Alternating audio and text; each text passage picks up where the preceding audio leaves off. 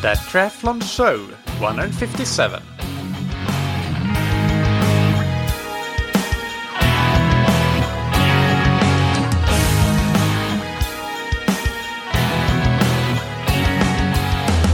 Hey, what's up everybody, and welcome back to another episode of That Triathlon Show, the podcast presented by scientifictriathlon.com. I'm your host Michael, and on today's episode I do like last week and interview representatives for different companies, where each gets 10 minutes or so to answer some questions about their company's unique value proposition, their 30-second pitch, their unique features and benefits, why somebody should switch to them. But when last week was about training, planning, and analysis software, this week it's all about indoor bike training software. So the companies that I interview today are in the order of interviews conducted and also the order that you will hear them: Sufferfest, Rouvy, Fulgaz, PerfPro Studio, RoadGrandTours, Zwift, and TrainerRoad. But before we get into the interviews, let's thank our sponsors. First, we have Stack, that you can find on stackzero.com. They make the world's quietest indoor bike trainers, and they are also very, very practical because you can fold them to get about 3 inches high, and you can store them anywhere really, underneath your bed. That's what I do. And the fact that they're quiet is perfect for somebody who has a family and needs to get up early and do their training, but don't want to wake up the others when they're doing their training. So no noise from the flywheel because they don't have one. They use magnets to provide resistance. And the Stack trainers are available in different models, from the basic model to the power meter equipped model, and finally the new Stack Zero Halcyon, which is a smart trainer model that you can use in erg mode with any of these companies or softwares that we'll talk about today. And this new version, the Stack Zero Halcyon, it won the Eurobike Award in 2018 for the best bike training accessory. So that is a fantastic achievement and goes to show how great this trainer is. So go and check it out on stackzero.com. That's STAC0 spelled out.com, and use the promo code THATTRIATHLONSHOW, all one word, all caps, to get 20% off your order. And a big thank you to Ventum, that you can find on ventumracing.com.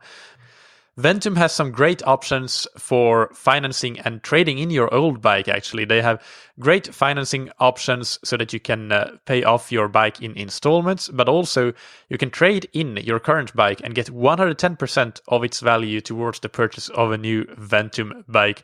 So those are some great options if you feel that the investment in a new bike is cost prohibitive for you, but just to know that there are options. And also, if you're looking to buy race wheels anyway, then consider that when you use the promo code THATTRIATHLONSHOW, all one word, all caps, you will get a free upgrade from training wheels to race wheels. And those are really good Edco Aerosport G065 race wheels that you will get for absolutely no extra cost just by applying the promo code THATTRIATHLONSHOW, all one word, all caps, at checkout on ventumracing.com. Note that this will not be seen on your order, but Ventum will be alerted to make that change. All right, so as last week, I have a few more words to say before we get stuck in with the interviews. And well, the format is exactly the same as last week. But let's, for anybody who might be newer to triathlon training, what is an indoor bike training software? It's basically a software or an app that you can use on your computer or a mobile phone or a tablet while actually training on your indoor bike trainer.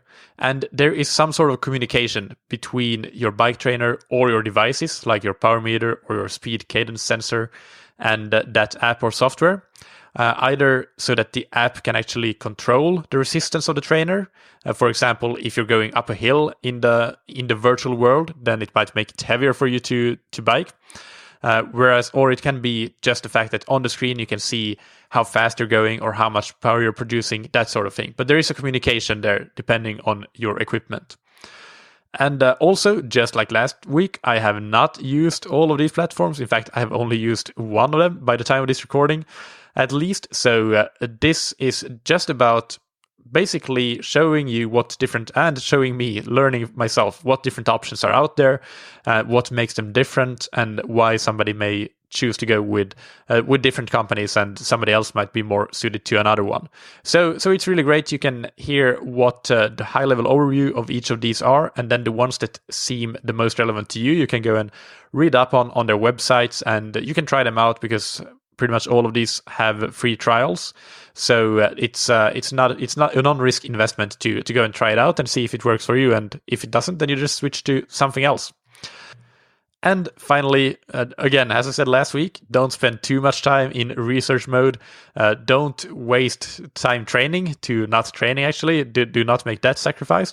Just use the free trials and test it out, see what works for you. And if something works for you, then great. And if it doesn't, you can always switch. But at the end of the day, your job is to do the training, and it should be structured, purposeful training. In some of these cases, the platform itself contains that sort of structure and purpose for you, at least on the cycling side. In other cases, it doesn't, but then you can just combine the software with getting a training plan, and any of these platforms will allow you to execute the training of a training plan while, for example, cycling in a virtual world. So you really can't do much wrong. Just give it a try and see what you end up with, what you end up liking the most. All right, so let's start with the interviews. And again, this is in the order that I conducted them. First, we have Sufferfest, which is a very well-established player in the industry based in Singapore. And I have to say that they definitely win the award for best brand name, in my opinion. Sufferfest is a really cool name. Hey, I'm back with a quick editorial note. Sorry about that.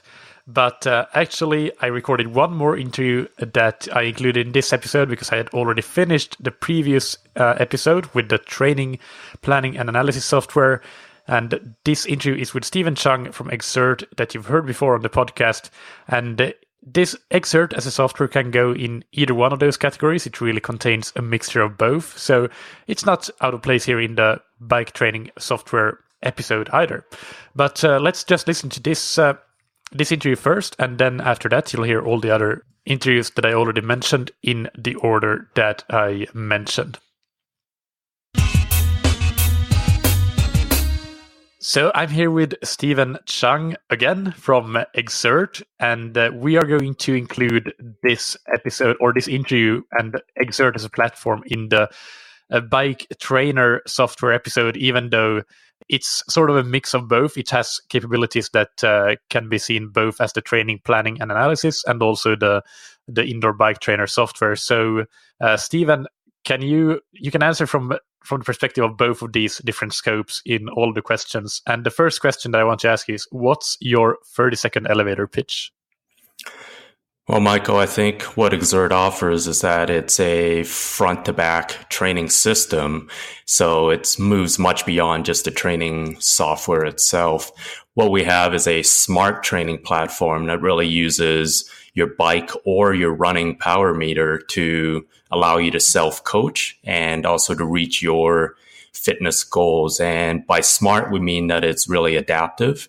It constantly adjusts to your needs of your athlete, of your own event requirements, and also to what you are ready for on this day. So if you miss a day of training, the software will adjust and present a different workout appropriately. If you do too much on one day, if you went out for a hard ride when you should be taking it easy, it will also adjust. So it also removes the needs for constantly doing a set type of testing. Anytime you do a hard workout, it will readjust your fitness, and also the intervals themselves will adjust as you do them. So it really is a smart training platform that really adapts each individual workout and each individual interval and your overall training plan to where you are at this moment.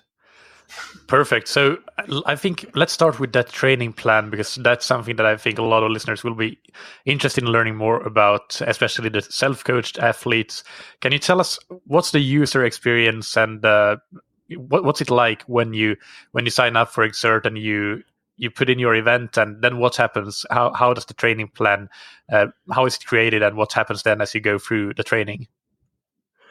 We have what we call the Exert Adaptive Training Advisor. And what it does is it takes you up to 120 days out from an event.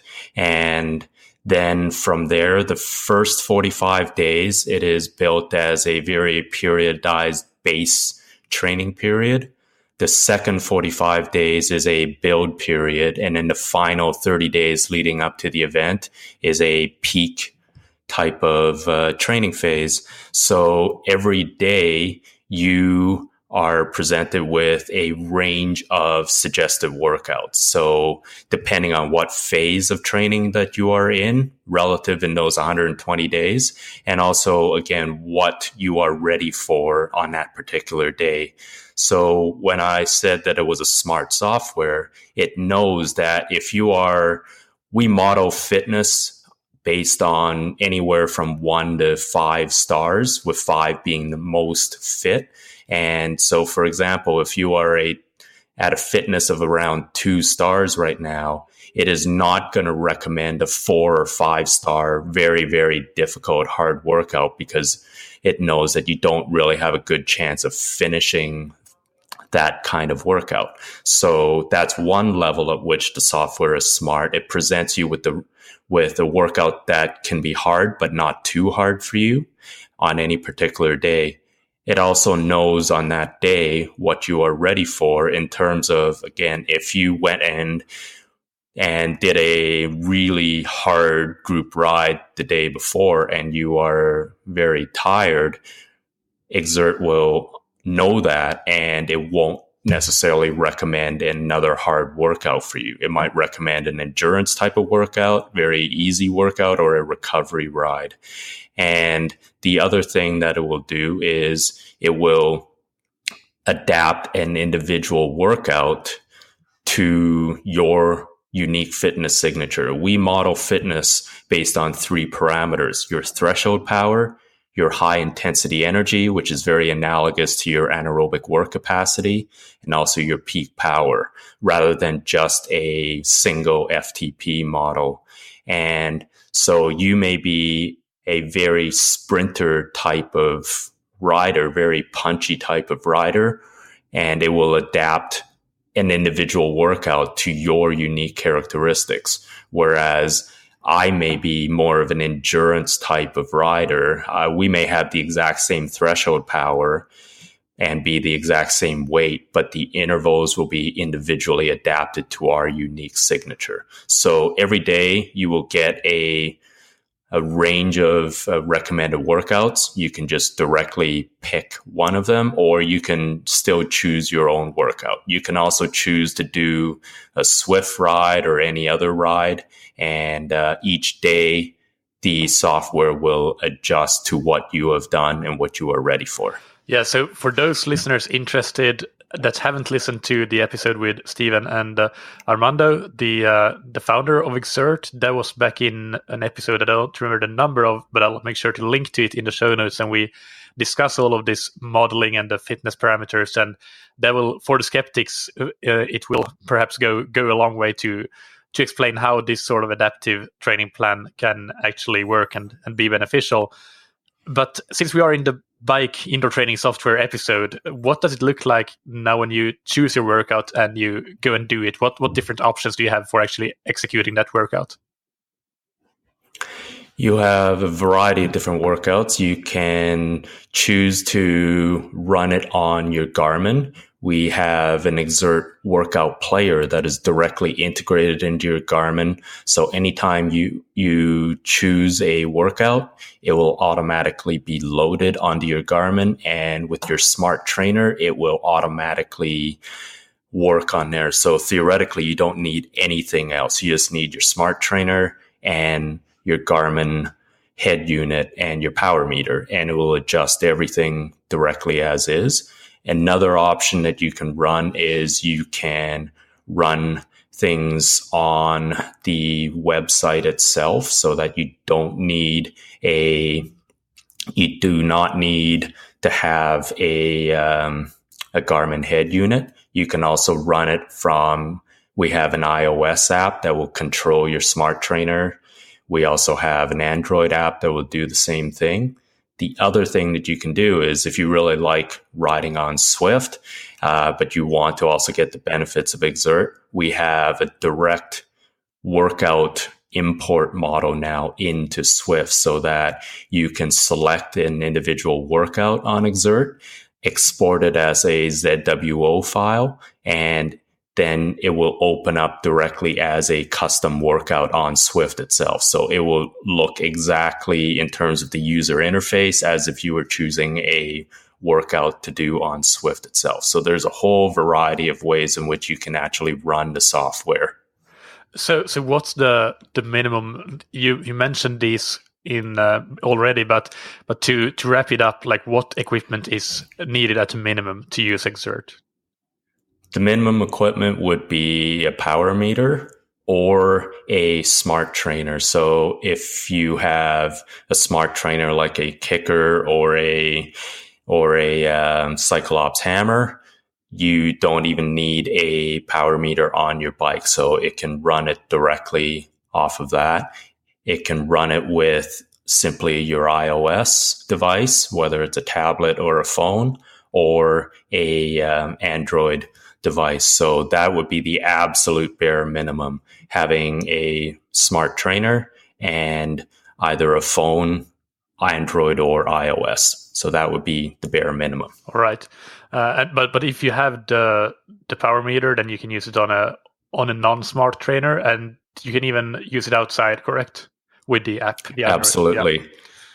Yes, and that's one of the advantages we think we have with Exert is that it is meant not just for indoor training, it is also meant for all of your power-based training, again, whether running or on the bike, in that you can use it outdoors, again, with your Android app on your bike or with a Garmin. And the exact same workouts that you can do indoors, it can be guiding you to do those same workouts outdoors also. So just briefly, for the triathletes, how does the training calendar, or whatever you want to call it, the training log, how does it work? Can you add swims and runs as well? Can you plan them? Can you analyze them? What's that looking like currently? Right now, we do have the capacity for running and other sports integration also. It's somewhat rudimentary right now in that we need you to punch in the data of how long the workout was and also what kind of training it was. And our website explains a lot more in terms of the different focus of the workout. So you need to estimate your workout in terms of its focus and also its duration. And then it will, whether it's swimming, running, cross-country skiing, anything else, it will be incorporated into your overall training software and also all of the modeling that we do in terms of your fatigue level, in terms of recommended workouts. And the other thing that we are working towards long term is to be kind of independent of power, that we can model things very well on power, but also we would like to, and we're working towards expanding that modeling to things like heart rate and other variables too, so that you are not restricted to requiring a power meter. That's exciting. So let us know when that happens, and we'll definitely announce it on the podcast. So final question, or one of the final questions at least, who do you think Exert is ideally suited for? What's the type of athlete that should consider switching to Exert? I think Exert works very well for various kinds of triathletes. If you're a short course, kind of drafting allowed, pack riding athlete, the cycling is very, very analogous to road racing, and that is ideally suited for Exert and its variety of workouts that we have, from high intensity efforts to more sustained time trial type efforts. But even for a long course triathlete, I think there's a huge value because we have the ability for you to look at your fatigue model live on Garmin as you are in the middle of an event, whether it is a time trial, whether it is the bike leg of a triathlon. So it really allows you to model how hard you can go at different times of the ride. So, for example, in the middle of a long course triathlon and there's a hill coming up, well, how hard can I really punch it on this hill before I'm going to fatigue too much? We have the ability to see that live on the Garmin as you are riding. So we've used it with great success with different triathletes and also time trial specialists to pace their cycling. So we feel it has a range of benefits. It's not just for kind of the punchy racing type of triathlete, but it can be invaluable for a long course, very draft non-legal triathlete too. And how much does it cost? And do you have any free trials that you offer? Absolutely. We have a 30-day free trial that you can upload all of your data and analyze it. You have full access to the site for 30 days for free. And then we also have a two-tier model. It's $10 US a month if you bill it monthly. And it's also, we have a reduction down to $100 a year for billing annually. So it works out to, you get 2 months free if you sign up for a full year. We do have an absolutely free model in that it allows you to analyze up to one workout a week. So for example, if you really just want to try out Exert and just want to see and model a particular workout every week that you do, we also have a completely free model too. Perfect. And we'll link to Exert in the show notes and the episode description. It's exertonline.com, and also you have bourbonbiases.com. So we'll have both of those links in the show notes and episode description. And also, of course, the previous episode where you and Armando both talked about Exert in greater detail, and we go quite deep into the modeling aspects and different use cases and the benefits that you can have for the triathlon and cycling population. So thank you, Stephen. It was great talking to you, and hope that the listeners are interested in learning more and go and check out the free trial that you have. Great. Thanks for having me on again, Michael. So I'm here with Dylan Robbins from Sufferfest. Welcome, Dylan. Thank you, Michael. How are you doing? Really good, thank you. And the first question I'm going to ask you about Sufferfest is, what's your 30-second elevator pitch? 30-second elevator pitch is the Sufferfest is the most comprehensive training platform available for cyclists and triathletes. So we take cutting-edge sports science. We partner with Neil Henderson and his crew at Apex Coaching in Boulder, Colorado. We'll talk a little bit more about him later in the interview. And we use his sports science, and we make it available pretty much to anyone with an internet connection and a turbo trainer. So we have cycling workouts, we have mental toughness training, we have yoga for cyclists and triathletes, and now we're releasing strength training in November. So we aim to be the most comprehensive training platform available. That does sound comprehensive and very impressive to have Neil Henderson. I didn't know that, but for the listeners that are not aware, he's the coach of, among others, Flora Duffy, who is, of course, one of the most dominant ladies on the triathlon circuit, on the ITU circuit. So very impressive stuff. What are the main features and benefits? Some of them you mentioned already, but feel free to go a bit deeper of your platform.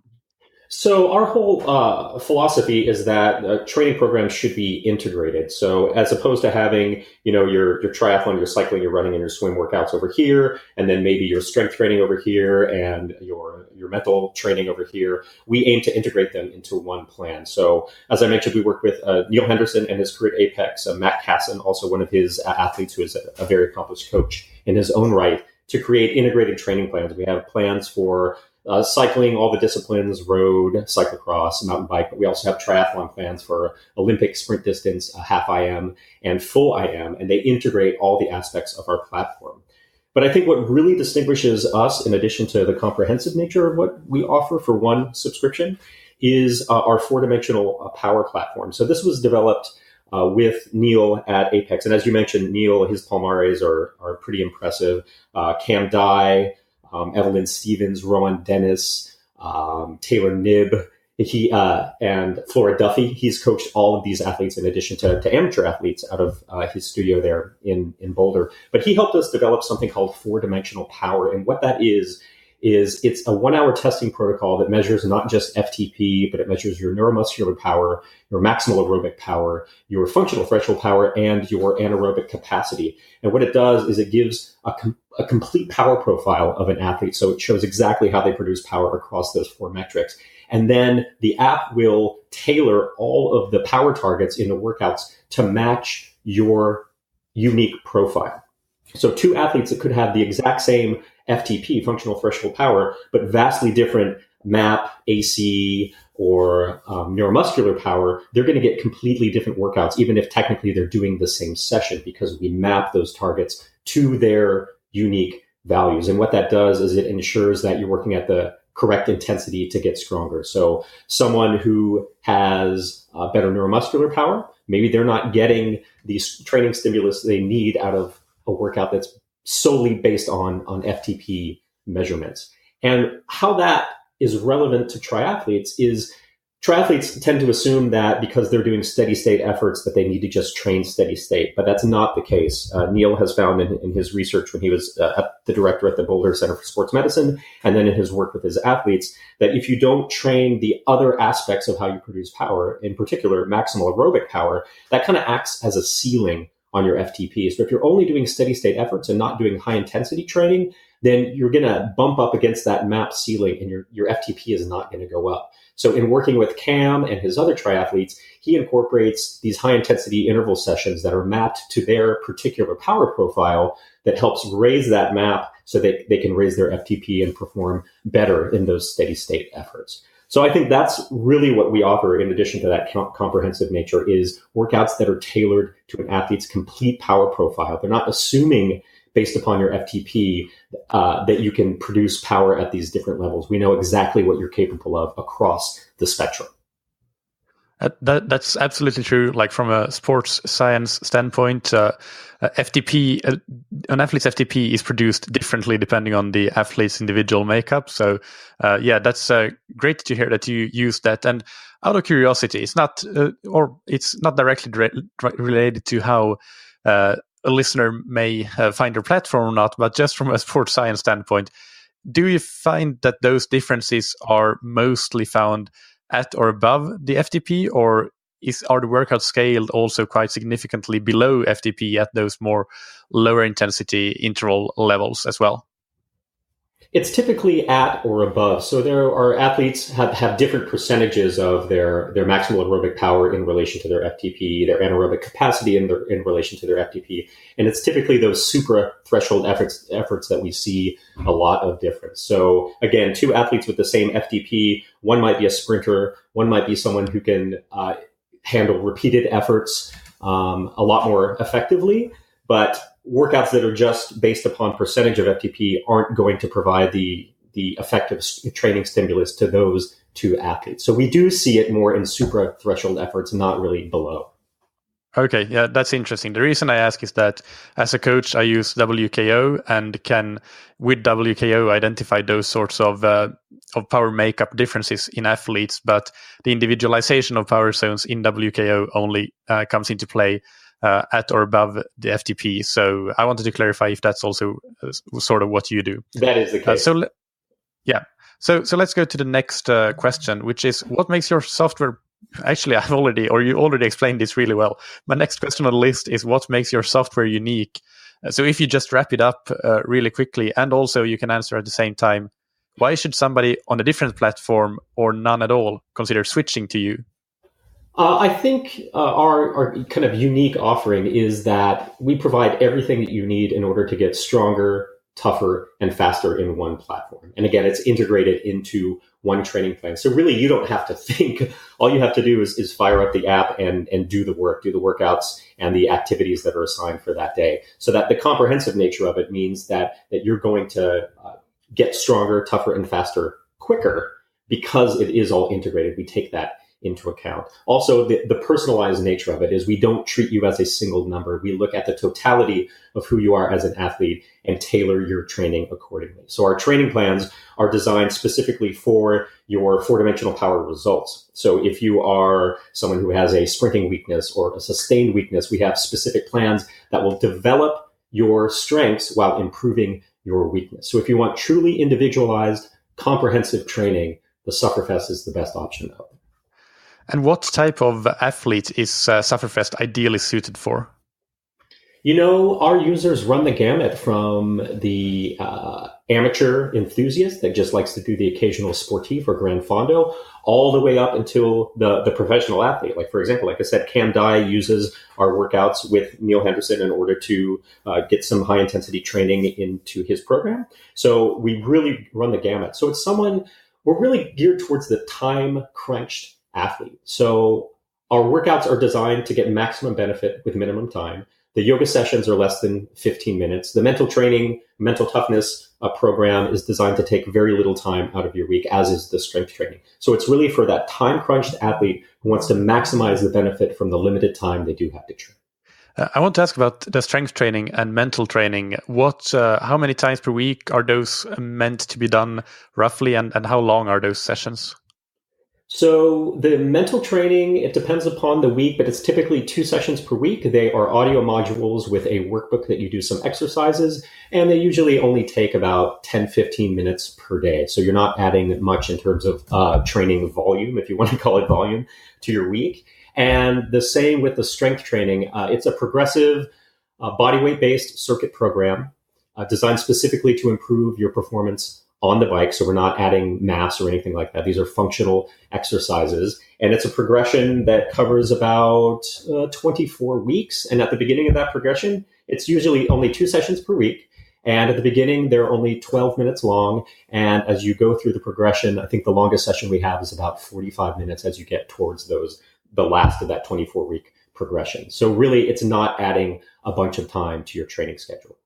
Low volume but high value, mental training and strength training. Yeah, that is our core philosophy is that exactly. So how much does it cost? What's the subscription plan, and do you offer any trials? We do. We offer a 7-day free trial, and starting November 1st, we're increasing our prices of our monthly subscription for the first time ever from $10 US to $12.99 US. But we're keeping the annual subscription at $99 US per year. So if you do that, that works out to only $8.25 US per month. And where can the listeners go to learn more about Sufferfest? So the easiest way is to go to our website. It's just thesufferfest.com.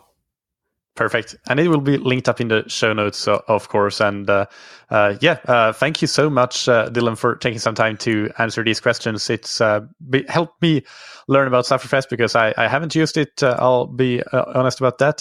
But it sounds really brilliant. So thank you for clarifying what you guys are all about and your unique offering to triathletes and cyclists. Absolutely, my pleasure. I really appreciate you having me on. Next, we have Rouvy, based in Czech Republic.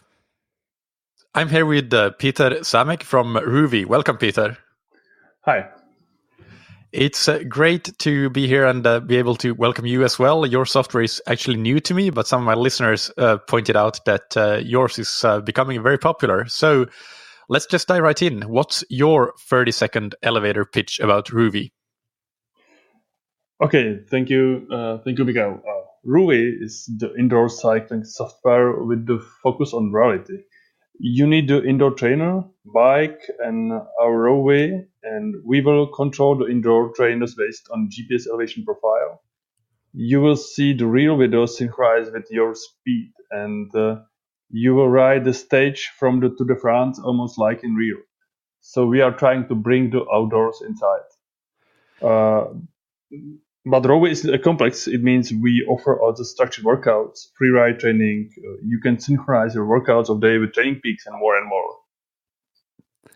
Perfect. That gives us a great overview. And if you dive deeper into the main features and benefits, just go ahead and tell us what else we need to know about it. We focus on reality and accuracy. For this indoor season, by the way, we are coming with the great new improvements, augmented reality, video smoothing, and new online races. So let's start with, we visualize the 3D objects like riders, split gates, and other objects into the two-dimensional real videos. So we can guarantee that real video, real elevation profile, and the great motivation all in one. That's the augmented reality, and we are really proud to have it this year. Also, we work hard to eliminate the bouncing video in the slow speed sections of the virtual ride. Sorry, we use the advanced algorithms to interpolate the video frames in case of the slow motion. So the final effect is you will see great video with the great quality.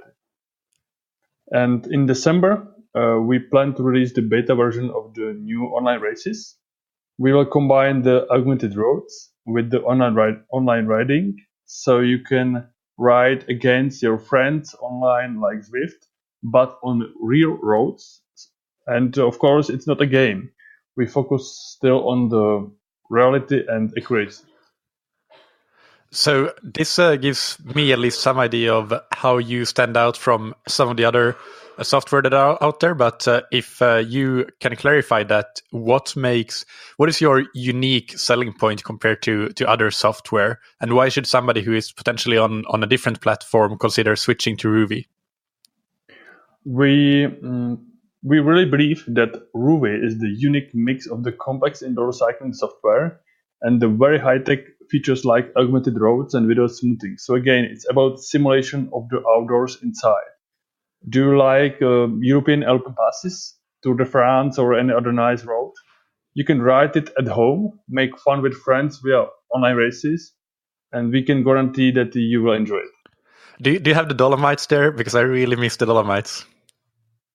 Yes, we have, definitely. Perfect. I'll try it out. So going to the next question, what type of person do you think Rouvy is ideally suited for? In general, there is no limit. Of course, we expect cyclists or triathletes. On another hand, cycling is painful, and we focus on reality. So don't expect some cheats or etc. Do you want to ride uphill? Believe me, you will be sweating a lot. So definitely for everybody who wants to ride indoor like outdoor. And are there any restrictions? Do you have to have a smart trainer, or do you have to have a power meter?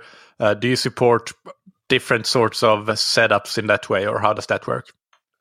In general, we support all major brands like Tax, Elite, Wahoo, Kinetic, Cyclops, definitely, and it doesn't matter if smart trainers or classic trainers. Of course, in case of classic trainers, definitely we recommend the smart trainers because we can control completely the resistance and everything. In case of classic trainers, you have to have a speed sensor. And we have to support your specific classic trainer because we have to know the power characteristic. Or another choice is to combine the classic trainer and your power meter. After that, it's very simple. Okay. But so the easiest way for people that don't have all the latest gear and tech, they can get by with a classic trainer and a speed sensor, which is a cheap device. So that's good. A good entry point. How much does Rouvy cost, and do you offer any trials? Definitely for the new users, we have a 14 days trial for free. Otherwise, Rouvy is available for PC, iPad, iPhone, Android, and you can choose the standard subscription for $7 per month, or the premium subscription for $10 per month. Premium offers the premium video roads, family sharing, and a few more really great benefits. What was the second benefit you said? Did you say camera sharing? And what is that? Family sharing. It means that in case of premium subscription, you can invite to your family members. to share your subscription. So up to three family members, you and two more, you can ride Rouvy. You can use the Rouvy for one premium subscription plan. Okay, perfect. That's a great plan, I think. Any final words that you want to say? Anything that we haven't talked about, and then also tell us where we can learn more about Rouvy. Definitely, please visit our website rouvy.com, read our blog, and follow our Facebook and Instagram.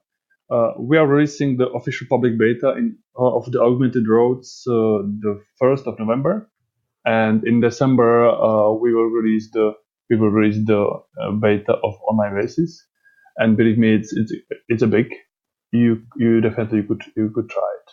Okay, can I ask for my own personal sake, because the augmented reality, can you explain again, how does that differ from what you currently have? Until now we use just a real video from Tour de France, for example. So you can take a GoPro camera, you can capture the video, and you can ride. That's two-dimensional real video. The augmented reality is that we process the video frame by frame, and based on each frame of video, we build the 3D engine behind this. And after that, we can combine two-dimensional video of the route with three-dimensional objects like riders. So we can place the 3D riders into the videos. They will. So the final effect is that you will see once some of your competitors, some competitors are passing you, or so that's the augmented reality. Okay, now I get it. It took me a while, and so even though I'm an engineering background and should know this stuff, but yeah, I can see that. So, and you guys must be very fit, having ridden all those routes yourself, of course, capturing all that footage. Definitely.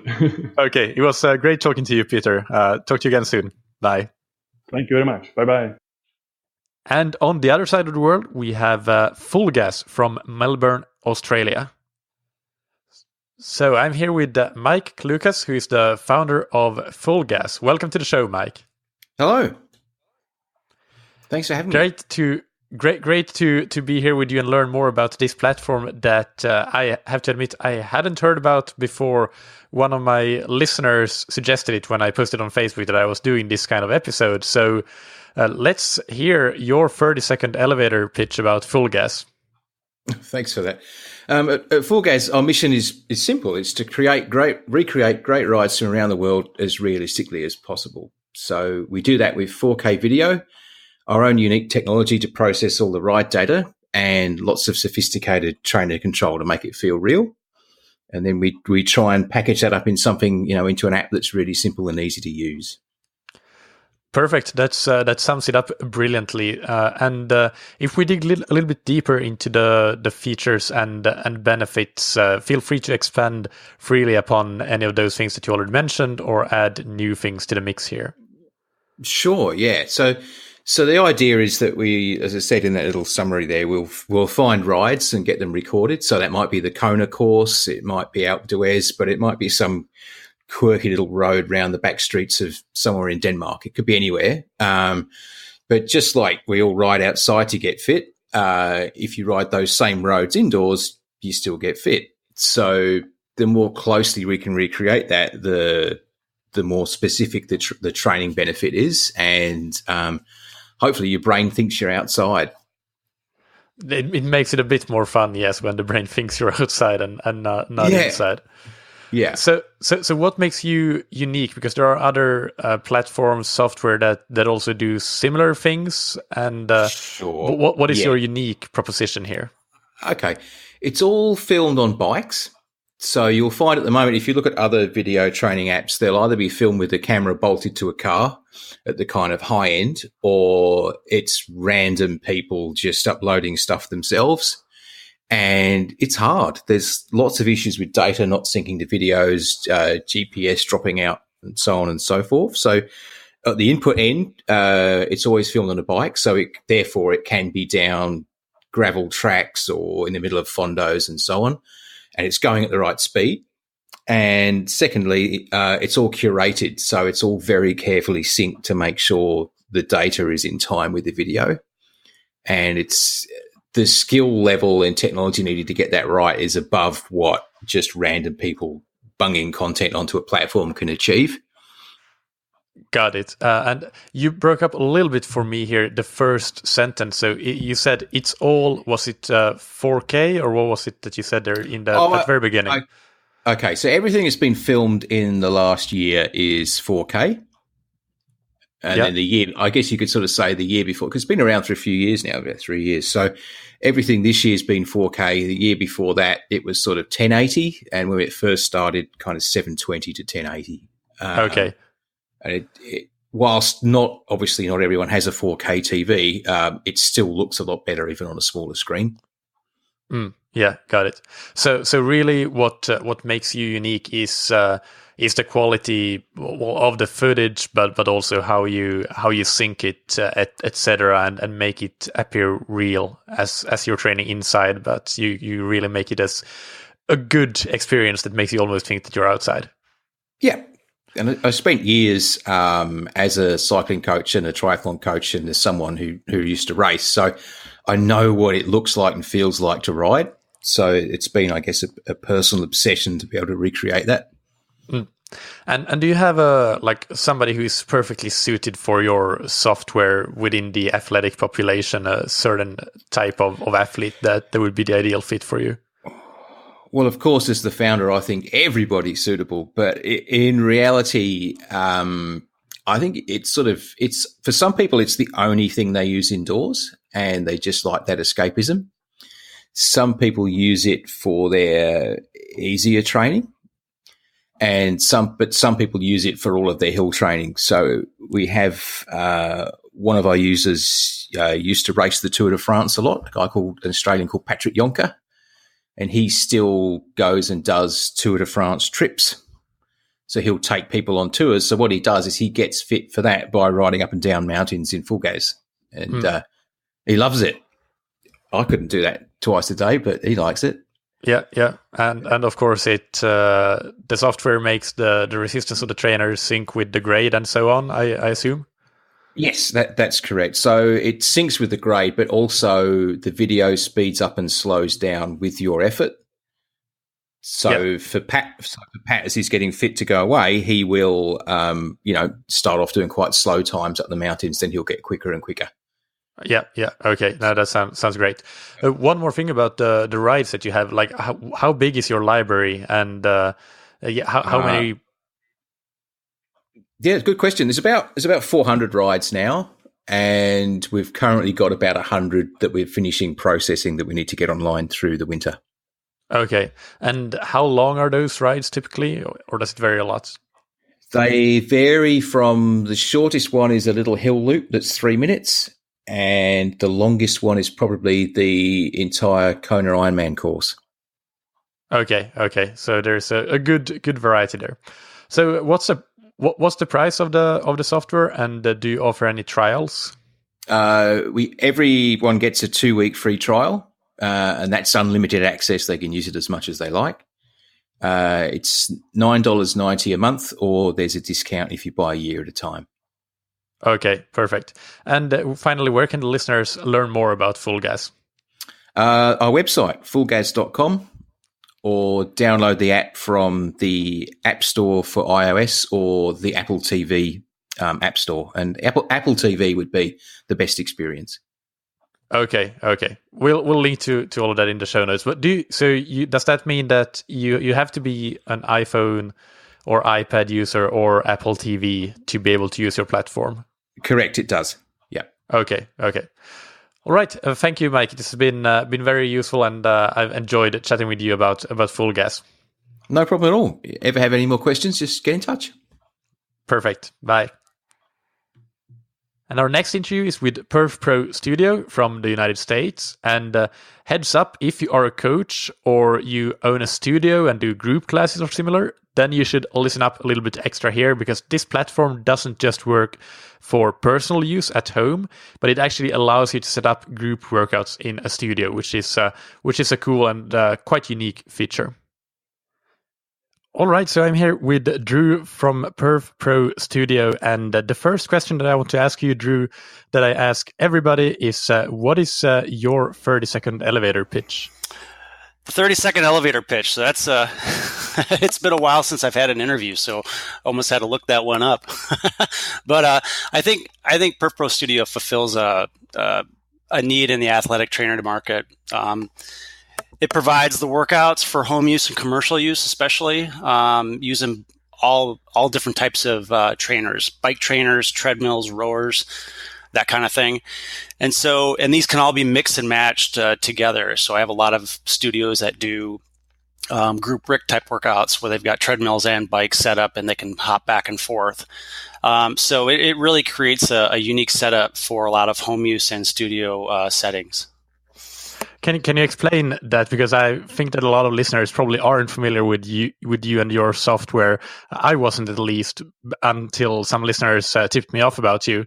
So how does it work when you work with, or when studios use your software, and what do you offer for the casual listeners that just want to use your software in their home for their own triathlon training? Well, the primary method of communication with the trainers and the treadmills and everything else is through Ant+. There's some exceptions to that rule if you've got some older compy trainers, or Kurt Kinetic has one with a USB type connection. So those can be communicated through those means, but the majority is through Ant+. And so if you've got the typical Ant+ devices, like let's say like a Wahoo Kicker, those trainers broadcast an Ant+ signal. Or you've got a bunch of the different type of Garmin devices, let's say like a foot pod for a treadmill, or a Concept 2 rower, which broadcasts Ant+. PerfPro Studio can pick those up. And so with a home use, let's say with even more than one bike or a studio setting, you just set how many of each type of trainer you have, get them set in the right position, and then basically off you go. You start setting up workouts, and everybody then rides at their potential thresholds, percentages of that, and everybody can get a pretty good workout in together then. Okay, so for the listener that, if we primarily focus on the listener that wants to do workouts in their home and not in a studio environment, they can set up those workouts themselves. Do you have a workout library, things like that? Can you tell us a little bit more about the features within the software? Yeah, the workouts, there's about 60 or so that come with it with the trial package right out of the box. Licensed users, they have access to around 5,000 workouts. I have it set up so that various coaches and people can share these workouts out on the web through my website. And then with PerfPro Studio, you can then just pull down these libraries and then start to analyze and see what's right for you. There's also a schedule calendar out there that's kind of like a training plan. You can download those as well. And so a lot of those are built up by coaches. So you can pull those down, and they're linked to the same workouts that come with those libraries. You got to kind of hunt and peck a little bit if you're not exactly sure what you want, but most of those libraries have a kind of a level set up for it. If you're a beginner, intermediate or expert, you can find a plan that's right for you, and then also contact me for support if they need more information. There's some of these coaches that will actually sell their plans out there, and you can contact them and get with them and know a little bit more about the training plans themselves. All right. And what other features do you have in your software that you think are important to talk about that we haven't mentioned already? Well, one thing that's really cool about PerfPro is its high flexibility of the live data it provides. So just beyond, let's say we're on a bike trainer, just beyond typical power and heart rate and speed and cadence and all that, it can really dig into a lot of the other metrics that these devices provide. So, and then a lot of the things that can be calculated. So if you're into normalized power, some of the training peaks type of metrics, you can get that on the fly. If you've got your heart rate, power, and let's say you're on a treadmill pace zones, if you got all those set up, you can go to your pace or your power zone screen and look at how much time you're spending in each zone, what zone you're currently in, how much power you're putting out at that same time. And if you really want to dig into some of the other metrics like critical power, if you want to follow that model, let's say you're doing critical power rather than functional threshold power, the typical FTP, you can really start digging into some of those metrics that a lot of them have been established by Dr. Skiba. And he set up things like bike scores, which is similar to training stress scores, but mainly W prime. So what you can then do with critical power is this: when you establish W prime, that's basically how much gas you've got in your tank. And as you go beyond your critical power, your tank starts to empty. And if you go under it, then your tank will start to pick back up. So you can kind of base workouts on W prime if that's what you're into, and you just need to do a little more research for yourself to see what that's all about. But those metrics are there on the fly. And then what's cool with it post workout is that I've got the analytical software in place that does all the post workout processing. It can push all your data up to various websites like Training Peaks and Strava and Ride with GPS and Dropbox and everything else that you want to do. But then it can also take all that data, measure how much stress you're putting in, and give you a stress balance. Email the reports to you. So if you're a studio and you want to get all these reports out to everybody right away after the workout, they'll basically see an email with a report by the time they get in their car if they're leaving the studio there. The analyzer side of things also does a really nice job of doing athlete administration. So you can pretty much manage most of your athlete data right within Analyzer, and you can get like weekly and monthly and frequency usage and everything else tracked for you, and that can save you a lot of time. And then there's also the ability to link that data up onto the web so that multiple locations can also share that same information. I've got a plugin for that, and then so that really helps larger studios out, or if let's say you've got a person that travels a little bit and they can link to that same data all the time, basically like some of the other platforms do on the web. Yeah, that's cool. And so what was I going to ask? Yeah, sorry. When you do a workout, are you looking at sort of like a dashboard with various metrics, or do you have like some software into the video, virtual reality, that sort of thing? What is it that users will see when they do workouts with your software? Well, not so much virtual reality. Most out of the box, kind of a standard thing would be seeing lots of live data with interactive graphing. But a lot of people leverage the ability to pair up video workouts with some of the workouts. So back in the day when Sufferfest was not an app, but more of a video providing service, they had workouts. And so one of the popular things there was to create workouts that synced up with those videos. And then what you basically have is a video workout. So they've got their own thing going on now, but there are other videos that you can link up within PerfPro provided by other people like Epic and Ride, that kind of thing, where you can either, if the workout isn't quite what you want, you can always tweak it and then just sync it up so that you've always got some kind of interactive thing going on. But the other thing too is you've got different modes with PerfPro. So not just like an FTP mode where you're riding percentages of your threshold, but you've also got course modes where you're actually riding courses that you can download. I've got around 700 courses that you can download, or you can actually just ride outside, record it, bring it in, and edit the workout a little bit, the course, and then ride that indoors. But then you can also do both. So if you want to do a course riding in course mode, but also do a workout, actually have some kind of structure while riding that course, sort of like doing a workout outside, you can do that as well. So there's lots of options there to really get into, and it's what I try to do is just create the most flexibility as possible, so that basically every need that somebody has or a studio has is being filled. Yeah. And speaking of that, who is this software ideally suited for? It sounds like studios definitely, but can you expand upon who your ideal customer might be? Well, really anybody. I find that the range is really wide. Me being a data geek myself, I've got 15 years of triathlon racing and that under my belt, but from years back. But so with where I came from, being a bit of a computer nerd and getting into all these things, I really kind of wanted to create something that had a high level of data that could provide. But you don't have to go there if you don't want to. If you just want to ride and train and get your results, and perhaps it's your coach that needs to do that work, you can provide that.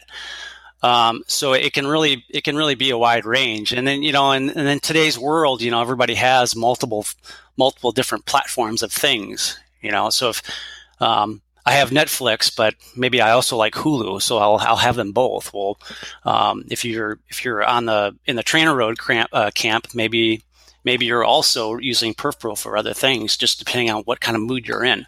So there's that kind of thing. So I really think it really hits everybody's needs. It's just really kind of dependent on whether or not you enjoy that interface. Maybe you just always want video, that kind of thing. But I try to provide as much as I can, and I tend to hit a pretty wide audience with that. Yeah. And what's the cost of the software, and do you offer any free trials? Yeah, absolutely. So the home use license is $99.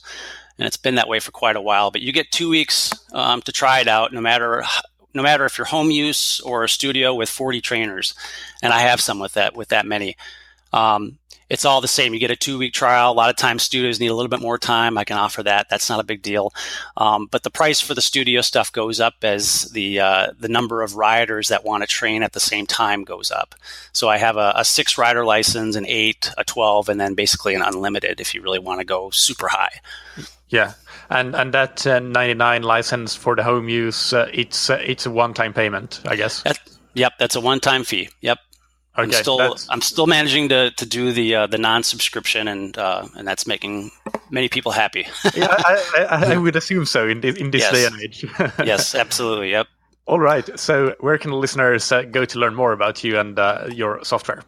Website mainly at perfprostudio.com. Also see me out on Facebook. I've got presence out on Twitter as well. And certainly hit me up through my contact page and ask any questions you have. I try to get back to you as soon as I can. It's usually fairly quick. Perfect. It's been great talking to you, Drew. Thank you so much.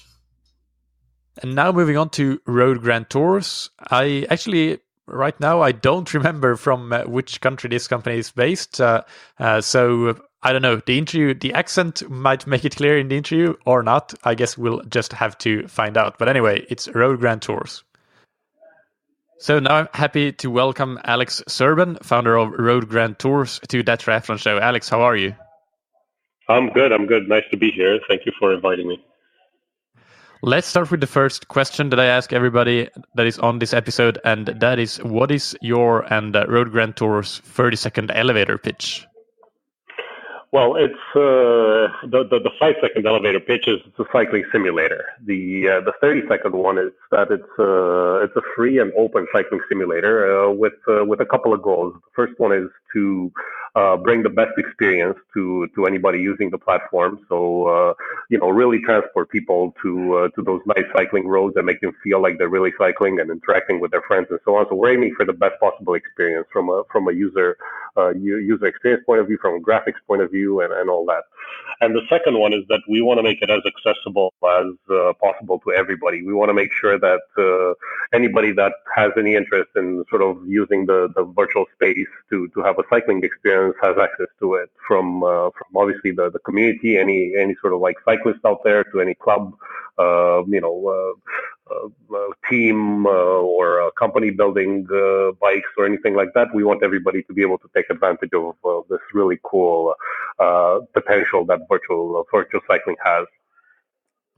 Right. So that sounds exciting. So let's dig a little bit deeper into those features and benefits that your platform offers. So it's a simulator, and how? So can you tell us a little bit more, basically, about what a user that signs up for your software, what they will encounter when they start using it?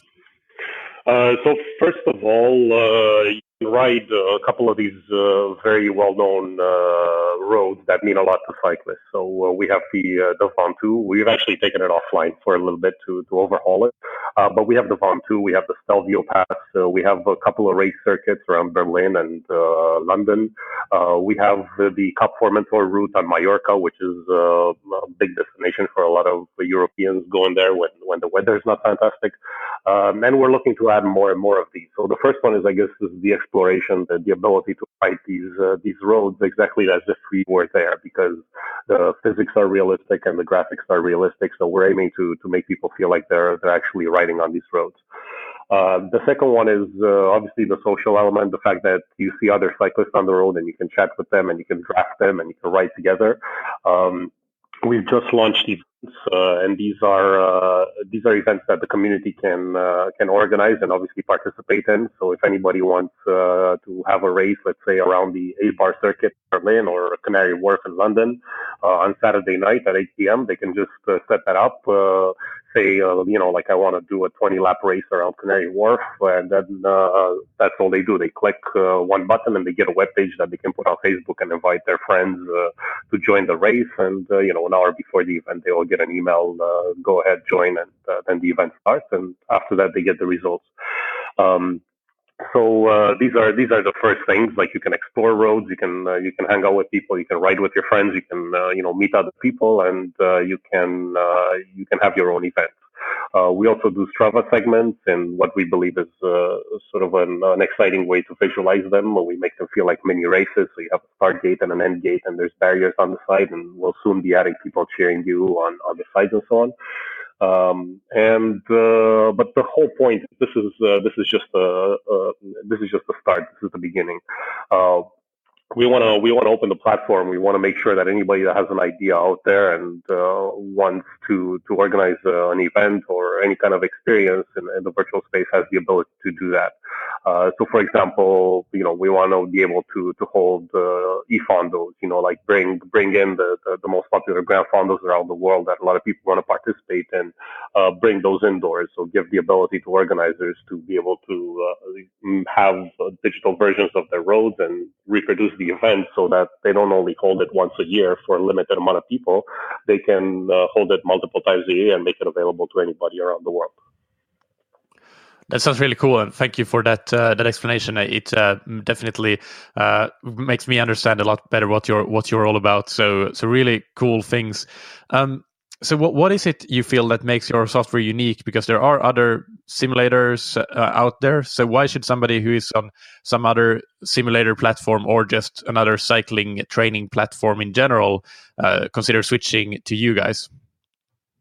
Well, it's a better experience, first of all. So from the beginning, from when you install it and you connect your devices, we've aimed to make it as simple as possible, as intuitive as possible. The graphics are pretty nice, and we're always making them better. So we really try and make the roads and the bikes and everything really look exactly like the real thing. And the physics are really good. So I don't want to say that they're perfect, but we're really trying to keep it as close to real life cycling as possible. So obviously the physics model is as accurate as we can get it, so that you can, if you climb the virtual Stelvio, it's exactly the same effort as you would climb the real one. The drafting, it's a work in progress, but it's getting there. It's pretty realistic, the way you can sit behind somebody and the benefit you get from that. The motion of the avatars, the way you move around the other avatars. We break into corners, so as you approach a corner in RGT, we'll do exactly what a real rider would. You brake exactly as much as you need based on your speed and the curvature of the turn you're about to take. So you can take 90-degree turns at like 80 kilometers an hour. Your avatar will brake, which introduces the whole interesting part of racing, for example, because you have the drafting, you have the braking and all that stuff. So then it's not just a kind of try and trial and let's see who can go faster. the whole complexity of real cycling, of sticking with your team to draft them and metering your effort so that you don't waste too much power in the corners when your avatar is braking. That whole that whole complexity you find in real cycling, we try and emulate that. So all these things added up together, we hope they add up into a really good experience that people feel like they're really cycling. That's really cool. And so what is the minimum equipment requirement that you need to have? Can you get by with just a speed sensor and then you have some virtual power, or do you need a power meter? How does that work? Actually, no, we don't. We're still a small team, and although it's on our to-do list, we haven't done the virtual power thing yet. So we do rely on a source of power. So you need either a smart trainer or a power meter to connect to RGT right now. We will probably implement the virtual power idea fairly soon, but it's only going to be usable to ride around and not race, for example, because we don't think it's fair for virtual power users to be racing in competitive events. It's not nearly accurate enough to make it fair for everybody. So what you need at a minimum right now is a PC or a Mac, and you download the application. You need an N+ dongle as well to connect your devices, and obviously you need a bike and a trainer, and there you go. But in the future, we're aiming to make it even simpler and release. So we're working right now on a mobile app that lets you connect your devices with Bluetooth, so you don't have to buy that N+ dongle. And we'll try and make it as accessible as possible for everybody. Like on different platforms like iOS and Android and so on. Sounds good. And how much does your software cost? And do you offer any free trials? It doesn't cost anything. So the whole idea is what I was talking about at the beginning of making it as accessible as possible to everybody. We think a requirement for that to happen is for it to be free. We don't think, for example, a club of let's say 50 cyclists is going to be able to hold the same kind of club ride that they do in the weekends in the summer, do the same thing virtually in the winter, if everybody has to commit to paying a subscription. We don't think that's realistic, and it's probably never going to happen. And there's obviously a lot of people out there that are passionate about cycling, but they don't have the budgets that the North American or the European kind of cyclists have, and also for them, it's really important for it to be free so that they can have access to these experiences. So for this reason, we decided to make RoadGrandTours free to sort of give it to the community and give it to the industry and to open it, obviously, like I said before, for them to be able to create experiences and content on top of it. And what we're looking to monetize is the actual content itself. So just like think as an idea, think about Android. Android is a free software that any manufacturer can take and use for their product, for their phones, for their tablets. The community can also take it and build projects on top of it and so on. But then you have apps on top of Android, right, which is the equivalent of content on RGT. So you have free apps and you have monetized apps. We're looking to do the same thing with the content on RGT. So you'll have free roads and monetized roads. You'll have free bikes and monetized bikes, free helmets and monetized helmets, and so on and so forth. So that way, everybody gets what they want. Like people that are interested in just having an experience with their friends, riding around or participating in an event, and they do it once in a while, then that's fine. We welcome them to come and download the software and use it for free and do that. But people that want more customization, they want to explore more, they want to get access to content, then we're hoping that this model will encourage the creation of a lot of content, a lot of roads, a lot of events, a lot of bikes and other cool stuff. And then people that want more access to more content and are willing to pay for it, and they can do that as well. That's terrific. That's great. All right. Thank you so much for coming on the show, Alex. Just tell listeners where they can learn more about your software and go and download it. RoadGrandTours.com, and also, I'd like to invite everybody to get involved and contact us on Facebook. We're about to launch a new page called RGT Cycling, and we want to encourage them to get involved because it's really their software. So we've made it free, like I said, for the accessibility, but also to kind of underline the fact that it's not our software; it's everybody's software. So we want you to tell us, what you want to see as content, what you want to see as features, and tell us what you like, what you don't like, and hopefully we'll be able to get that done for you guys. Brilliant. Thank you so much. Thank you. So we have two giants left on the list, and the first of them is American company Zwift, that they really revolutionized social riding indoors in a very impressive way. So let's hear a bit more about what they're all about. I'm here with Richard Melick, who is head of triathlon at Zwift. Richard, welcome to that triathlon show. Thank you, Michael. It's a pleasure. Let's start with the first question that I ask everybody, which is, what is Zwift's 30-second elevator pitch? Okay, well, Zwift is a multiplayer training and racing platform for cyclists, triathletes, and also runners. We've introduced running on Zwift. It combines the gamification and the graphics of a video game with the opportunity to do serious and effective training, and also there's a highly competitive racing environment within Zwift.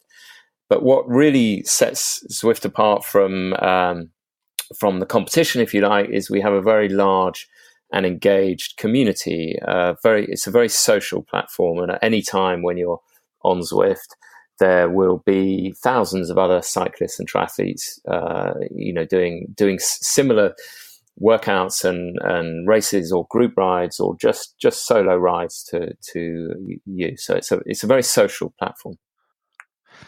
Perfect. And let's go a bit deeper into some of those. You touched upon some of the features and benefits that you have within the platform already. So I'll let you take it from here, really, and choose a few of those main features and benefits that would be the most relevant for the triathlon audience that listens to this podcast, and discuss them in a bit more detail. Sure. Well,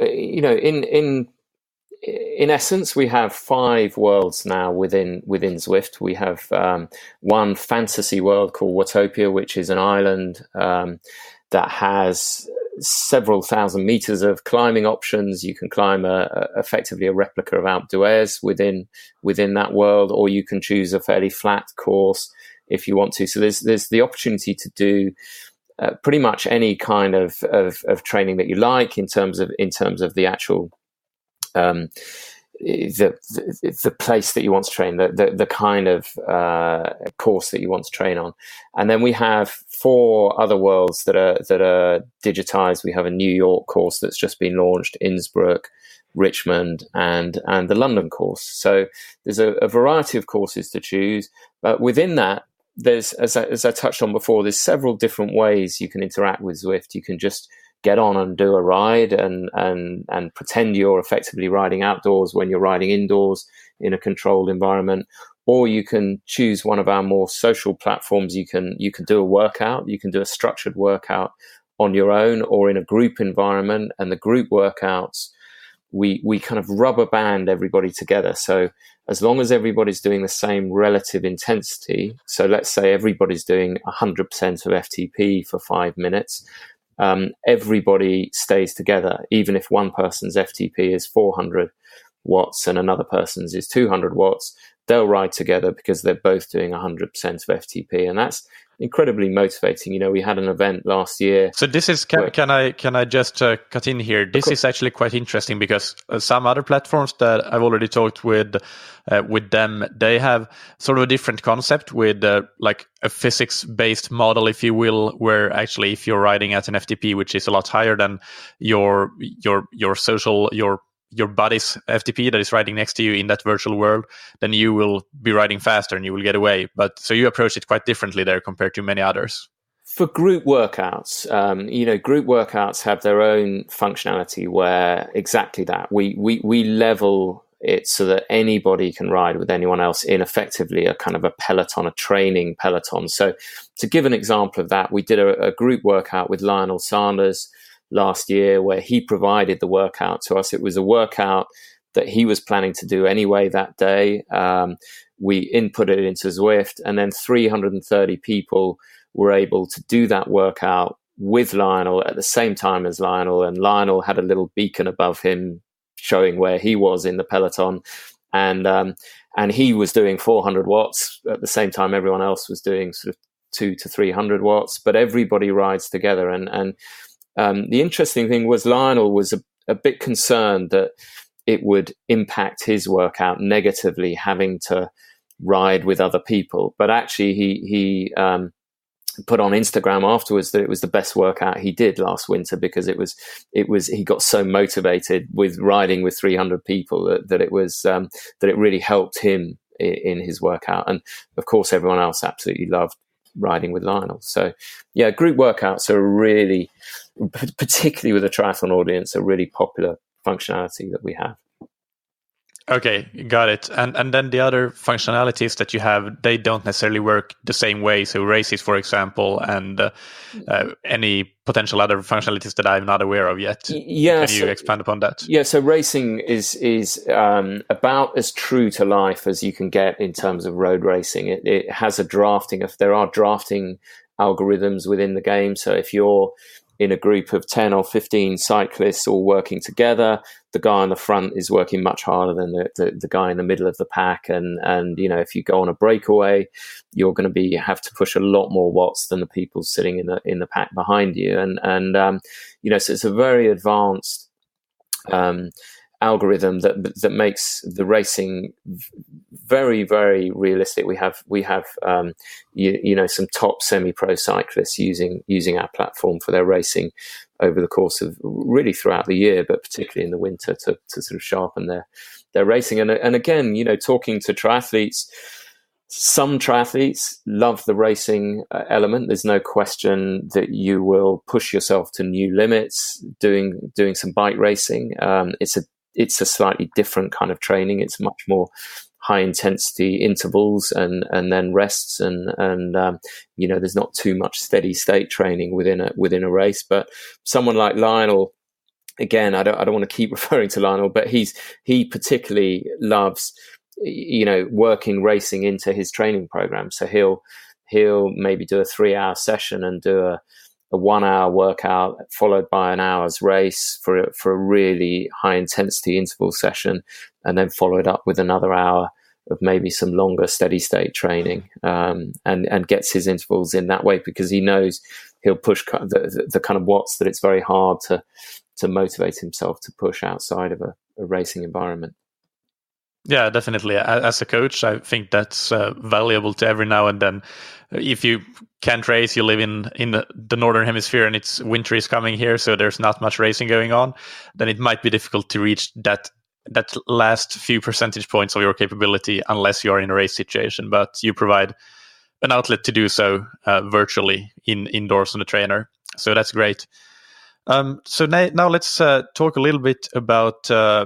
is there anything else? Well, the structured workouts you mentioned briefly. Can you talk about that? Because for triathletes, we mentioned before we started this interview, actually, triathletes are more about training with purpose, training with structure, rather than having fun. So you have that as well, and well developed within Zwift. So talk about that a little bit. Yeah, it's absolutely true. We you know, we recognized a couple of years ago that Zwift, when Zwift was born, we saw it very much as a way to make indoor training fun, and to, if you like, to gamify indoor training and make people want to train indoors. But we also recognized that triathletes train indoors anyway, because actually training indoors, for most people living in cities or not living in Boulder, let's say, you know, training outdoors can be difficult to make it effective for triathlon, because you have a lot of traffic and you have a lot of starting and stopping. So, and actually, fun is a word that could perhaps have negative connotations for triathletes in terms of, you know, if somebody is time crunched, they have a busy job, they have families, and they have a spare hour to do some training, they want it to be effective training. They want that training to make them go faster. They don't necessarily want to have fun. Now, we believe that you can have both. You can do a very effective, serious workout on Zwift, but have a lot of fun at the same time as doing it. So that's really been a focus for us, is getting that message across. And we're lucky to have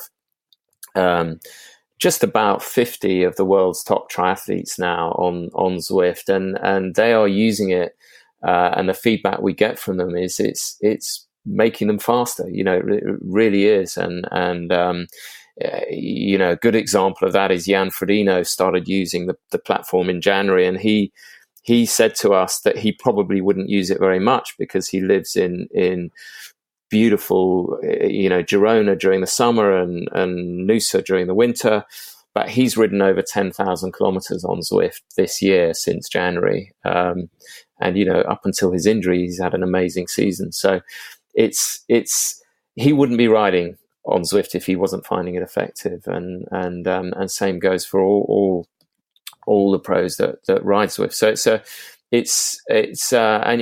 we're working more and more now with world-class coaches who are recognizing that their athletes are loving Zwift, and they are able to integrate their training plans within Zwift. So we believe it's a just in one or two sentences, because we need to start to wrap things up soon. But how do you provide that structured approach? Do you have a workout library, or do you even have a training plan library?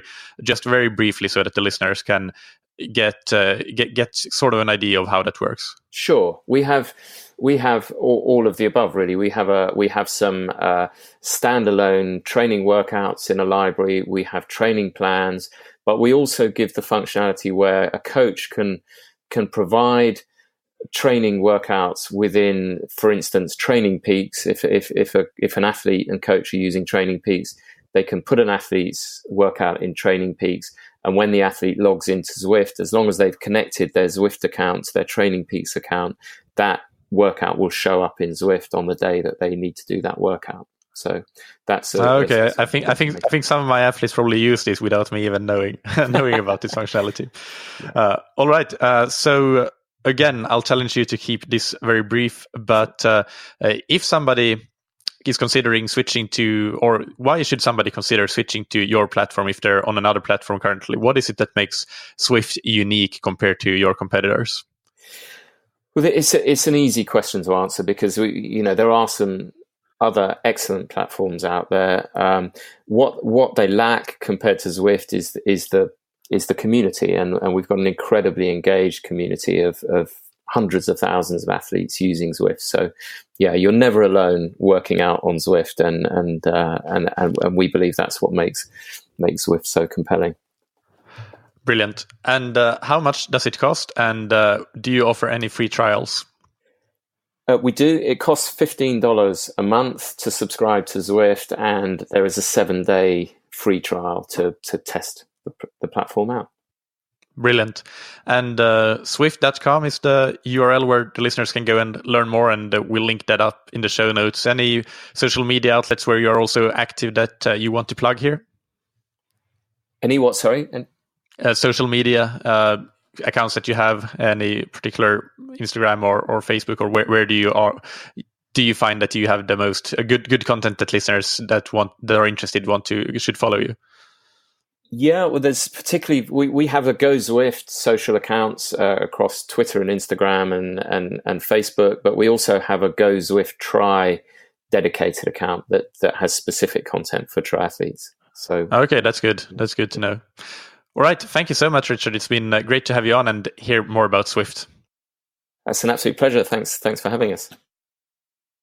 And finally, we have TrainerRoad, that you might know mostly as an indoor bike training software, as per today's episode, but also a heads up that I did feature them last week as well in the training planning and analysis platform reviews since they recently launched some features that make them fall into both of these categories, also from a triathlon perspective, they actually have the capability to plan swim and run workouts, and will expand that in the future. So if you listened last week, this is the exact same interview that you heard then. And again, since we talk about both the training, planning, and analysis side, as well as the bike training side, this interview is a bit longer. It's almost 20 minutes, I think. So bear that in mind. But it's because we have two different scopes, basically, that we cover, and not just the one. I'm here with Nate Pearson, who is the CEO of TrainerRoad. Nate, welcome to That Triathlon Show. Hi, how are you? I'm good, thanks. And we discussed a little bit before here that now with your recent upgrade of the platform and addition of a calendar feature, you qualify both as a bike training software, but also as a sort of a training platform, logging and analysis platform. I don't have a good term for that. You might have a better one. But the idea here will be that we cover all of these aspects, and you will therefore feature in both the bike training software episode and the training analysis and the logging software episode. So does that sound good? Sounds great. So let's start with what's your and TrainerRoad's 30-second elevator pitch? Yeah, so TrainerRoad, we make cyclists faster. If you're the type of cyclist who wants to use science and structure to become as fast as possible, as efficiently as possible in the least amount of time, like TrainerRoad's for you. We do that through structured workouts, training plans, and an analytics program that is on iOS, Android, Mac, and PC. Brilliant. And let's dig a little bit deeper into those things that allow you to make cyclists faster, as you describe. If you can just go into the main features and benefits that your platform offers. Yeah, so we're all about power-based cycling training. For those who aren't familiar with that, that's a power meter on your bike, and a power meter is what allows you to be objective about your training. For a long time, it was just about miles, but the way you rack up 100 miles in a week can be completely different. Then for a while, it was heart rate was an improvement over miles for some people, which I still think RP is a little bit better than heart rate, but it was heart rate for a while. And then in like the late 90s, power meters started to get very popular. And now there's a lot of research around power meters and not only that they're accurate, but also like how to train correctly, what length your intervals should be, how long your rest between intervals is, how you should build out your season to peak for an event. There's a lot of science around that. And what TrainerRoad is here is that we kind of package all that science and put them in easy to use platform. So we have a workout player, which is an app, and you sign up and you do what's called a ramp test. And a ramp test gets you approximately what your FTP would be. And then as you do that, so you do, after you get your ramp test and you do your ramp test and get your FTP, we structure all of our workouts to your fitness level. And then depending on the type of rider you are, we're going to have you work on different energy systems. And as you progress through those energy systems, it's going to, get more difficult. And we're all about progressive load here at TrainerRoad rather than just like locking you in and saying, hey, you can do 118% of VO2 max. We might start you off at 115 and then build you up to 120, a little bit higher. Then we'll have you retest and start the whole thing over again. So that's been the core of our product for a long time, which is just doing the workouts, and had a lot of success from that. We've grown up to 60 employees bootstrapped. Recently, this year, we've launched two other parts to it. One is called Performance Analytics, and that is a analytics program to analyze your workouts, and that's on our website. And we felt that in the world of power training, there was like the really complex stuff and then the really basic stuff. But there was nobody in the middle that kind of gave you everything that you needed, but then nothing you didn't. Because power-based training, there's a lot of metrics that you can measure that don't really have meaningful impact, that aren't impactful for the vast majority of riders. And so what we tried to do is build a platform that would give you just the information that you need. One unique aspect that we have on this is called personal records. And inside of that, we have seasons. So instead of just having personal records of like 1 minute power, 5 minute power, 10 minute power, and 20 minute power, we do it by second, and it gets a little bit bigger increments as it gets bigger. But oftentimes you'll have a climb, and it might be, or even like a half Ironman race, and you might go for 2 hours and say 34 minutes or 24 minutes, and you might not have an actual bucket exactly there, but now we have that. Another part of it is the ability to add seasons. So as your fitness goes through each year, as you want to peak for an event, fitness is like cyclical, where you might only have your peak fitness at your A event. And if you try to get power PRs for like during the rest of the year, you'll never achieve them. So with seasons, you can say, okay, I'm going to start in, let's say, October, and I'm going to peak in July, and that's going to build a season. And now what I can do is I can compare that season to my previous, maybe October to July, or maybe my previous January to August that I had in a previous year. And what we can actually do is say, at this 6 weeks into my season so far, how am I comparing to 6 weeks last season for power?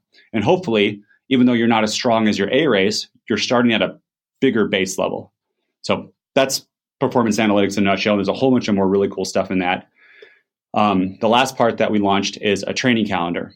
And again, we thought there wasn't a really easy to use training calendar. So we've recently launched that. It syncs in all your workouts from Garmin and Strava, and also TrainerRoad. And you can apply TrainerRoad plans. You can edit the days of the week, so you can move them around. You can apply runs and swims. You can plan those out. Other workouts too, like weight training or whatever you do with that.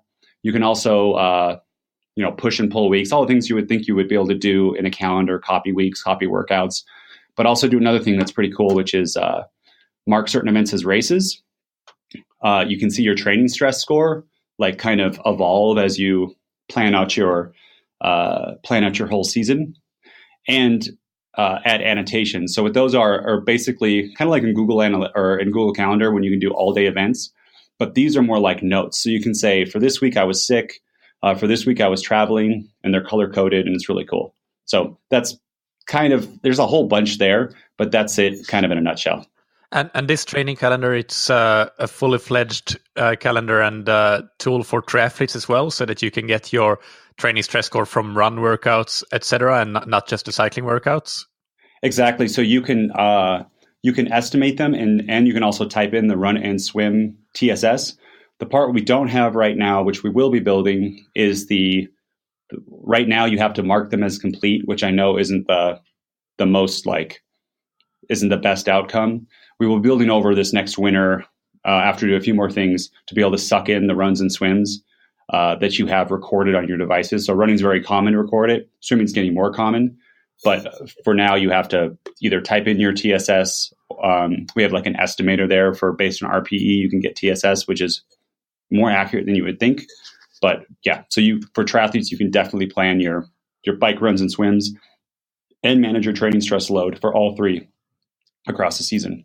We also have triathlon plans too that have runs and swims built in that you can put on your calendar. And going along with that calendar and the performance analytics, do you have in the performance analytics part, or do you have some sort of dashboard and charts where you can see, for example, how your run training volume or your swim training volume has evolved over the season? Like many other training platforms would show. Yes. If that's something that you have. In a couple of weeks, that is coming out. So right now, it's kind of all gets grouped together into one training stress metric. So like for a week, if you did 500 from bike, run, and swim, you'd see all 500. But we have it already in development to be able to see like one at a time, so that you could see just how is my running stress or just my swimming stress, how is that evolving? And you compare it to the last 4 years. So it sounds like this whole part with the performance analytics and the calendar, it's something that you're going to keep evolving and keep having as one of your priorities to build it out to be like a real fully fledged established triathlon platform as well as a cycling platform. Absolutely. We've got a crazy roadmap where I think before we wanted to do similar features that people do today, but do them better. But in the future, we've got a whole bunch of ideas to make cyclists and triathletes faster that no one's done before. And of course, that sounds like a sleazy marketing thing, but I can't say it right now because I don't want to give it away. But if you follow us on social media or something, you can you'll hear about it when we start releasing these things. Yeah, cool. And I want to go back a bit to the cycling software part as well, to make sure that everybody understands how it works. You can you talk about the way that you choose training plans and can build your season and how that works from a user perspective? When somebody signs up and they have no idea how it's going to work with TrainerRoad, what will they experience as they go through the season? Yeah, so we have the idea that we follow is a base, build, and specialty idea. So you work on your base training, and then that's a certain time period of 12 weeks. Then after that, you get into your build, and then post that, you get your specialty. So if you're a triathlete, this becomes a very easy thing to do because we have sprint, Olympic, half distance, and full distance plans with swim, bike, and run on it. And you just for each of those parts of the season, for the base, for the build, and the specialty phase. Exactly. And so what you do is just pick how much volume you can take, and 6 hours, 8 to 10 hours, or 12, 14 hours, and then inside of that you can then adjust your calendar. So based on the amount of time you have until your A event, you can do that. And then we have also suggestions about if it doesn't line up exactly. We will have a tool coming out probably shortly. I can't say exact date, but that will automatically, you pick your A event and we'll put together the kind of the blocks for you. So if you don't have the exact amount of time or you have more time, we'll help you put in the correct blocks so that you peak correctly. And if you have a B race, that's cool. Did you get tired of answering that question on the podcast a million times? So you decided to build a tool. Yeah, it's like a billion times. Yeah, there's a lot of things that we have. So what happens is it's really hard to train. Like you can do the best plan possible, but it never works for everybody. Things need to adjust. So a lot of tools that we're building in the future is how can we be more reactive to the person? And because schedules aren't the same, they don't have the same amount of time to train each week. They travel, they get sick, and how can we all adjust this to make people as fast as possible without having to have this person become what we call like a data scientist or read a whole bunch of blog articles or read a book about training. We want the system just to tell them what to do. Yeah. And final question about the platform, the software is, what does it look like when you do a workout, when you follow one of the structured workouts that you have there? What's the user looking at, and visually, can you describe that? Yeah, so this is a key difference between us and other platforms is our interface is designed to be very simple. There's a lot of research around cognitive load. And even people the more you have to think while you're working hard, working out, the higher the RPE is. So we have a as you're working out basic system where you see your power, your target power, your heart rate, your cadence. And then you basically see, it's a graph that looks like it's like a time-based workout and you're trying to hit your targets. And then we also have instructional text. So as you're working out, it's very light because you can totally overdo this, but we give people cadence drills, body position adjustments, as in you can't imagine how much times during a hard interval you raise your shoulders. You got to relax those. You're making things harder, and motivational text. So what our kind of stance is, depending on the intensity of the ride, you can do different things for entertainment. So if you're doing recovery or aerobic ride, you can totally watch TV, and that's enjoyable. I get to watch a whole bunch of TV that I normally wouldn't get to watch in my life by doing aerobic rides. But once you get into the sweet spot territory, it's like certain shows you can watch. But that and above, I start watching cyclocross races or YouTube channels of crits and stuff. And then the other thing that there's science to back this up is what I do is I pause that and I listen to up-tempo music. So up-tempo music has been shown to lower RPE. And it's amazing if you switch from watching a TV show to just listening to music, have it loud in your ears and concentrate on your power, the RPE actually goes down. And we also have a stance that we think we don't do entertainment because we think the entertainment industry will always beat us. The amount of content that's made from new exciting races just in cycling is huge. YouTube stuff, Netflix, Hulu, like they are so good at entertainment. And then once you need that motivation, really music's been shown to be the best. So that's our stance on it.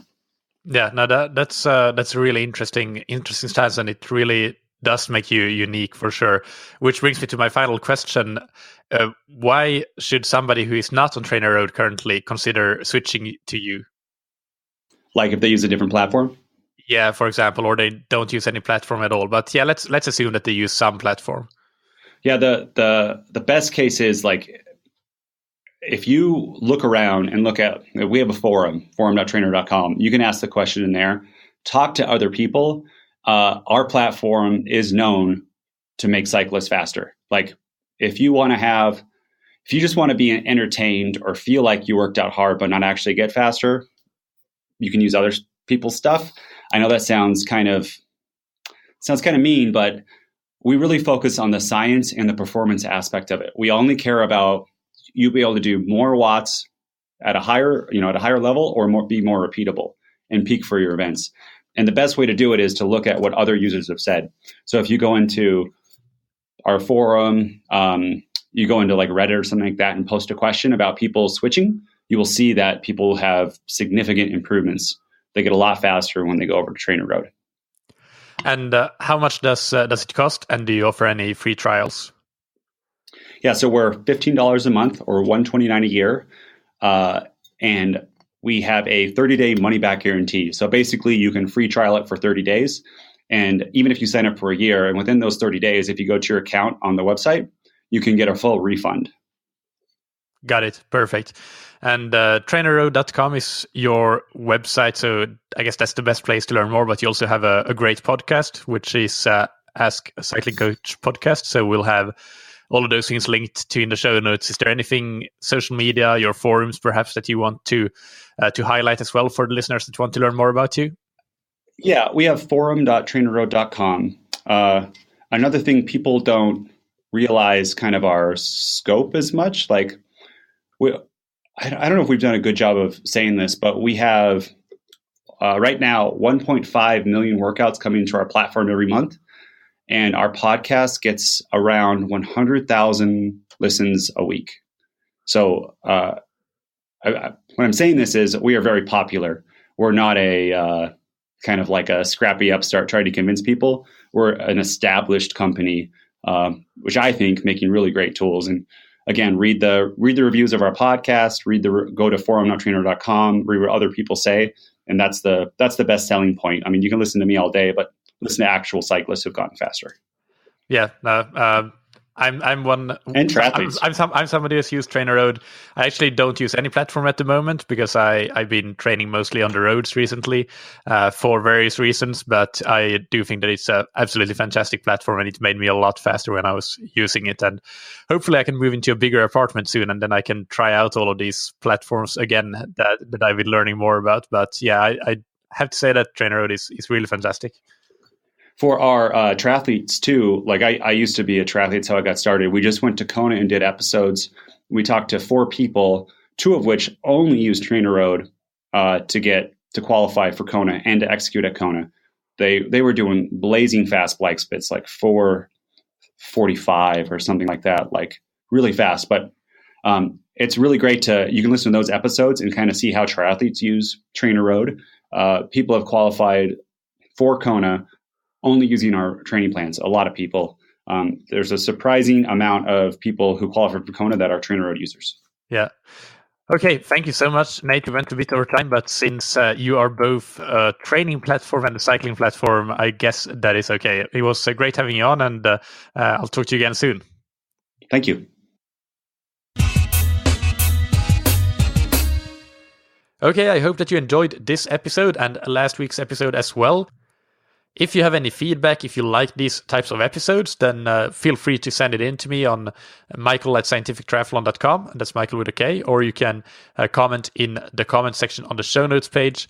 You can find the show notes, and they will have all the links to the different websites, and you will have the cliff notes, of course, as usual, on thattriathlonshow.com. Just click through to this specific episode. And if you have a particular favorite in the indoor bike training software industry, then let us all know there in those comments. It would be really cool to hear what you all think. Actually, in recent days, the rain has been coming to Lisbon, so I really need to know. I am about to get more into indoor training mode this winter than I was last year, because it was a bit too wet for my liking when the rainy season was here.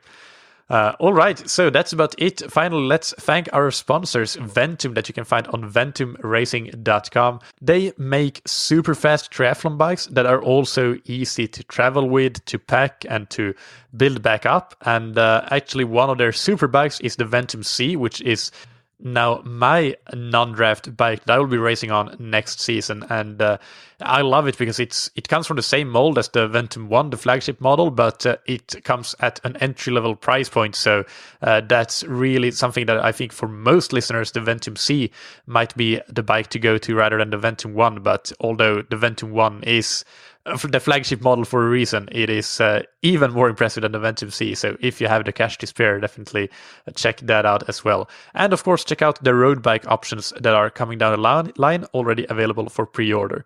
But anyway, you can get a free upgrade from training wheels to Edco G065 race wheels when you apply the promo code ThatTriathlonShow, all one word, all caps, at checkout on ventumracing.com.